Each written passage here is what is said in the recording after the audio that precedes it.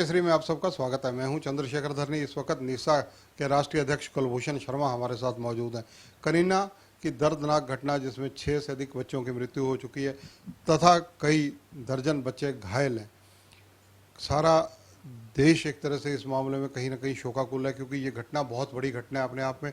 शर्मा जी से जानेंगे, क्योंकि निसा जो है स्कूल फेडरेशन, ये सब चीज़ों के संचालक हैं, राष्ट्रीय स्तर पर संयोजक हैं। बातचीत करेंगे। शर्मा जी स्वागत है। हाँ, नमस्कार धरनी जी।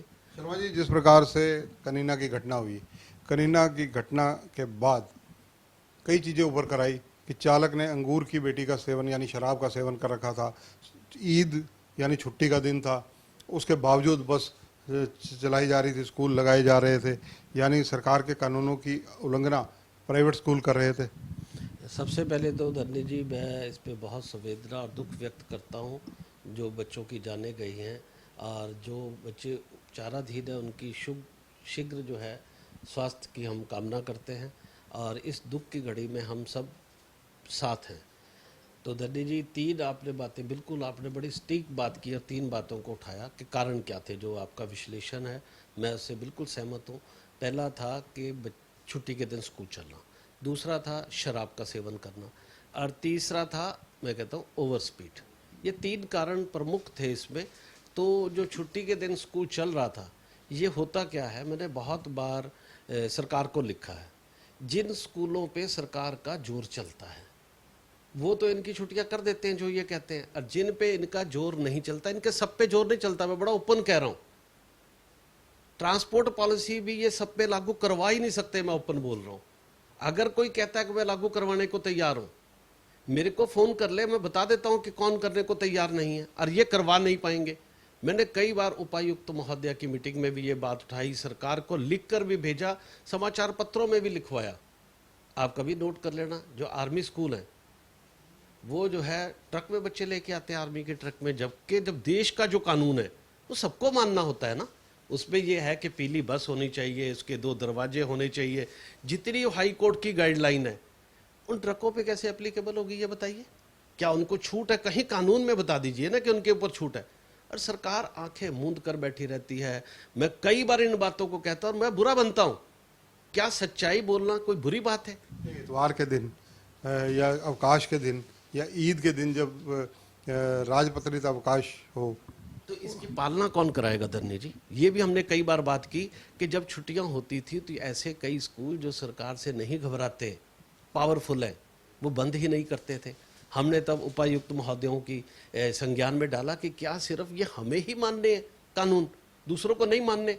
तो अगर ये कहते कि छुट्टी के दिन स्कूल क्यों खुले थे, तो क्या वही स्कूल खुला था? और भी स्कूल खुले होंगे, उसकी जांच की जाए ना। हमने कब विरोध किया है? आप अपने आदेशों की पालना करानी आपको आनी चाहिए, आप उसके लिए जिम्मेदार हैं। अगर स्कूल खुले थे, आपके पास इतने बड़े लाभ लश्कर किस लिए हैं? क्या आपके पास कोई ऐसा सेल नहीं है आपको पता लगे कि कोई कौन सा स्कूल कौन सा खुला है कौन सा नहीं खुला? हाईकोर्ट का सिस्टम है, इनको पता लग सकता है, लेकिन ये काम करने को राजी नहीं है, डरते हैं। हाईकोर्ट का कोई रेफरेंस अभी आप जिक्र कर रहे थे कि आपने कोई याचिका दायर की थी कि जो बसेज हैं स्कूलों की उनको लेकर। देखिए, अक्सर जो रैलियां होती हैं वो छुट्टी के दिन में होती हैं, और छुट्टी के दिन में मैंने ये हाई कोर्ट में रिट डाली थी कि स्कूल बसेस का इस्तेमाल होता है जो गैर कानूनी है, क्योंकि रूट के बाहर कई बार प्रदेश से बाहर भी बसें ले जाई जाती हैं, जिसका मैंने ऑब्जेक्शन किया। हमारे एक बंधे हुए रूट्स होते हैं, रूट से बाहर अगर बस जाती है उसका चालान करता है आरटीए, लेकिन जब रैलियां होती हैं इनको तोड़ दिया जाता है, टोल टैक्स के डंडे उठा दिए जाते हैं, सारे नियमों की शरेआम धज्जियां उड़ती हैं, और बसों की भी धज्जियां उड़ाई जाती हैं। उनके कैमरे जो है, शराब पीकर जो रैलियों में लोग कई जाते हैं वो उनकी बसों की हालत खस्ता कर देते हैं, उनके कैमरे तोड़ देते हैं। अगले दिन जो हाई कोर्ट के नियम स्कूल बस ने पूरे भी किए होते हैं वो टूट चुके होते हैं, क्योंकि रैली वाले लोग तोड़ चुके होते हैं छुट्टी वाले दिन। तो मैंने कई बार सरकार से मांग की, क्या इतनी इच्छा शक्ति आपके अंदर नहीं है? कानून का राज आप स्थापित नहीं कर सकते? रैलियों में बंद कीजिए बसों का इस्तेमाल करना। और हमारे आज तो कानून का पूर्णता राज है पूरे देश में। हमारे यशस्वी प्रधानमंत्री जी ने कानून का राज स्थापित किया हुआ है, किसी को भी कानून तोड़ने की वो अलाउ ही नहीं कर रहे। जो ये अगर आप अलाउ करेंगे, रैली में बस देंगे, सांठ गांठ होगी राजनीति की, अफसरों की और स्कूलों की, तो फिर वो अगले दिन आरटीओ उस पे छापे कैसे मारेगा? जो ये चालक था कनीना, जो मामला हुआ सारा, इसके अंदर उसकी शराब पीने की जो खबरें आ रही हैं, क्या वो आप जायज़ मानते हैं कि उसने शराब पीकर गाड़ी चला रहा तो ठीक चला रहा है? बहुत गलत है। शराब पीकर गाड़ी अलाउ ही नहीं करना चाहिए। ऐसा सिस्टम हम अपने स्कूलों में बनाने जा रहे हैं, एसओपी बनाने जा रहे हैं, जिससे हम इस पे रोक लगा सकें अपने स्तर पर। लेकिन सरकार को भी तो कुछ प्रयास करना चाहिए ना। अब गुजरात में देखिए शराब है ही नहीं। अरे शराब की ज़रूरत क्या है? कश्मीर में शराब नहीं है, और हमने गुजरात मॉडल सबसे बेस्ट मॉडल है इंडिया का, वहाँ पर शराब के ठेके नहीं है। तो शराब जब मुख्य कारण है, क्योंकि आपको रेवेन्यू मिलता है इससे, तो सरकार को क्या अपनी कमाई चाहिए या बच्चों की सुरक्षा? मेरा एक सवाल है सरकार से कि क्या वो पैसा कमाना चाहते हैं या बच्चों को सुरक्षित रखना चाहते हैं? और शराब ही इसका सबसे मुख्य कारण था। अगर ड्राइवर ने शराब नहीं पी होती तो वो ओवर स्पीड भी नहीं होता और वो बैलेंस भी नहीं बिगड़ता। शर्मा जी, उस पे अटैक करना चाहिए। शराब के ठेके बंद होने चाहिए। हरियाणा में शराब बंद ही होनी चाहिए। शर्मा जी, जो ये दुर्घटना हुई, 6 बच्चे मारे गए, इसको लेकर आपके निसा का क्या स्टैंड है? क्या आपने अपने लेवल पर कोई जांच करवाई है? देखिए, मैं किसी अपने कारण से, मेरे जो यहाँ बताने की बात नहीं, मेरे बच्चे का एक एक्सीडेंट अचानक हो गया न, तो मैं वहाँ पर खुद जाने को तैयार हूँ और मैं 1-2 दिन में एक कमेटी लेकर वहाँ पर जाऊँगा और सारे तथ्यों की हम भी जानकारी लेंगे, ताकि अपने स्कूलों में हम क्या सुधार कर सकते हैं। पहली जिम्मेदारी हमारी अपनी भी बनती है। हम अपनी जिम्मेदारी सिर्फ सरकार पे डाल के बच नहीं सकते। ये बच्चे हमारे भी हैं जो हमारे स्कूल में आए हैं, पेरेंट ने हम पे विश्वास किया, तो हमें भी उनकी सुरक्षा की पूरी जिम्मेदारी लेनी होगी और उनके लिए जो भी एसओपी और जो भी हम काम कर सकेंगे उनकी सुरक्षा के मानक बनाने के लिए, वो निसा करेगी और बनाकर अपने स्कूल एसोसिएशन को ऐसी एसओपी बनाकर हम देने भी जा रहे हैं। जो स्कूल इस घटना चक्र में पूरा एक क्वेश्चन मार्क में खड़ा है, उसके खिलाफ किस प्रकार की कार्रवाई संभावित आपके स्तर पर? देखिए, इस पे तो कानून अपना काम कर रहा है और कानून मेरे ख्याल से बहुत सख्ती से काम कर रहा है। आज 2-3 लोग जो है वो अरेस्ट कर लिए गए और कहीं पर भी सभी जगह से आ रहा है कि कोई कोताही नहीं बरती जाएगी। लेकिन मैं कहता हूँ, क्या उन प्रशासनिक अधिकारियों पे कार्रवाई नहीं होनी चाहिए?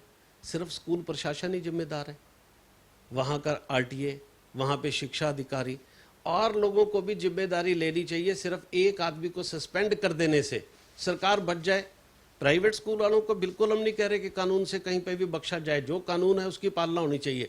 लेकिन जब तक प्रशासनिक अधिकारियों पे सख्त कार्रवाई, सिर्फ निलंबन जो है वो कुछ भी सख्त कार्रवाई नहीं है, उन पर भी वैसी ही कार्रवाई होनी चाहिए जिस प्रकार स्कूल वालों पे की गई है। आपको याद होगा धरनी जी, एक बार जब मोड़ी के पास एक एक्सीडेंट हुआ था रेल का, तो तत्कालीन रेल मंत्री लाल बहादुर शास्त्री जी होते थे माननीय, उन्होंने अपने पद से इस्तीफा दे दिया था। तो आप भी तो कोई जिम्मेदारी उठाइए। क्या सरकारी पदों पर ऊपर तक किसी की कोई जिम्मेदारी नहीं है? उनकी जिम्मेदारी सिर्फ यह है कि अब बसों के चलान काटो, पैसे इकट्ठे करो, डंडा दिखाओ, डराओ, धमकाओ। सरकार का सिर्फ यही काम है। शर्मा जी, मैं एक बात आपसे पूछनी चाहूँगा, क्योंकि आप निसा के राष्ट्रीय अध्यक्ष हैं, स्कूलों की एसोसिएशन सारी आप पर बहुत भरोसा करती है, आप उनका नेतृत्व करते हैं, जनता भी आप पर फेथ करती है। क्या प्राइवेट स्कूलों का यही काम रह गया कि वो बच्चों से पैसे ज़्यादा वसूलें, चाहे फीस के रूप में या आने जाने वाले बसों के आवागमन के खर्चे के रूप में? देखिए, इस पे सुरक्षा के नाम पर जीरो। बिल्कुल मैं कह रहा हूं कि भी पेरेंट्स की एक पीटीएम मैं कहता हूं इनकी बननी चाहिए, आपस में एक कमेटी बननी चाहिए कि बसों के रेट क्या होने चाहिए। मिलकर स्कूल संचालक और पेरेंट बैठ के तय करें और सुरक्षा के मानक भी तय करें। वो ही कमेटी देखे कि मेरे बच्चों के लिए सुरक्षित जो है स्कूल आने जाने की व्यवस्था है या नहीं। एक रजिस्टर बने, उस पर दर्ज हो ना।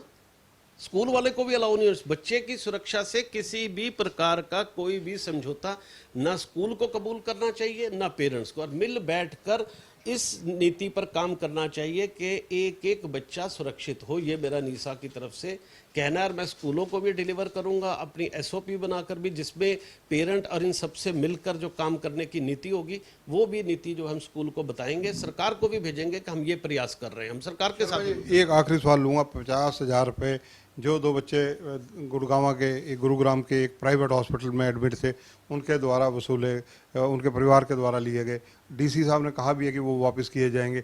लेकिन प्रशासन, सरकार जब उनकी सारी चिकित्सा की व्यवस्था करने का दावा कर रही है, तो ऐसी स्थिति में उस हॉस्पिटल के द्वारा 50,000 रुपये लिया जाना आप उचित मानते हैं, गलत मानते हैं परिवार के लोगों से? देखिए, प्राइवेट हॉस्पिटल को हम कहें कि उसने पैसा क्यों लिया, तो जो प्राइवेट हॉस्पिटल है संवेदना तो वो दिखा सकता था, लेकिन पैसा अगर उसने लिया, उसका काम था पैसा लेना। सरकार दावा कर रही थी कि एक एक बच्चे को कहीं पर भी कोई पैसा नहीं लेगा, यहाँ पर अगर गलती हुई है तो कहीं ना कहीं किसी स्तर पर सरकार की तरफ से हुई है, उसको सरकार दूर भी कर लेगी।